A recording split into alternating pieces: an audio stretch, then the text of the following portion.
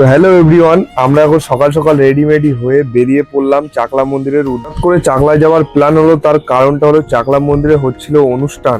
আর যেহেতু চাকলা মন্দিরটা আমাদের বাড়ি থেকে খুবই কাছে, তো ওর জন্য সবসময় যাওয়া হয় না। ভাবলাম চাকলা মন্দিরে যাচ্ছি যখন, তো ছোট্ট করে একটা ভিডিও তো করতেই পারি। তো যত সময় আমি চাকলা মন্দিরের ভিতরে যাচ্ছি, তোমরা কে কে চাকলা মন্দিরে এসছো তারা একটা করে ছোট্ট একটা কমেন্ট করে দিও। আর এটা হলো সেই যে লোকনাথ বাবার সামনের ধাম, যেখানে সবাই ধূপ টুপ দেয়।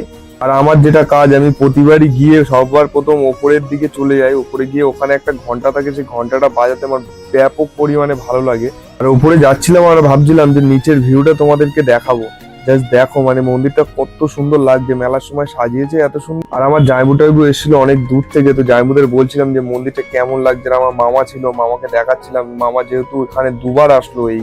আর মন্দিরটাতে তোমরা যারা যারা আসোনি, তো তোমরা আসতে পারো, মানে এত সুন্দর করেছে এখন মন্দিরটা। আর এখানে টুরিস্ট স্পট টেস্পট সব জায়গা আছে, তো তোমরা এসে হোটেল নিয়ে কোনো অসুবিধা হবে না। মন্দিরের ওপর থেকে আমরা এসে দেখছিলাম যে মেলায় কেমন কি দোকান পাশে বইছে। এসে খাওয়া দাওয়া করে আমরা আবার গেট দিয়ে ভিতরে যাচ্ছি। তো এর মধ্যে শুরু হয়ে গেছে পুজো। তো পুজো দেখার জন্য আমরা সবাই মিলে লাইনে এসে বসে পড়লাম।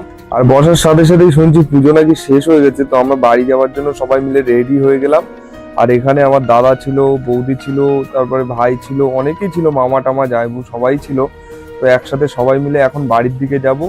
তো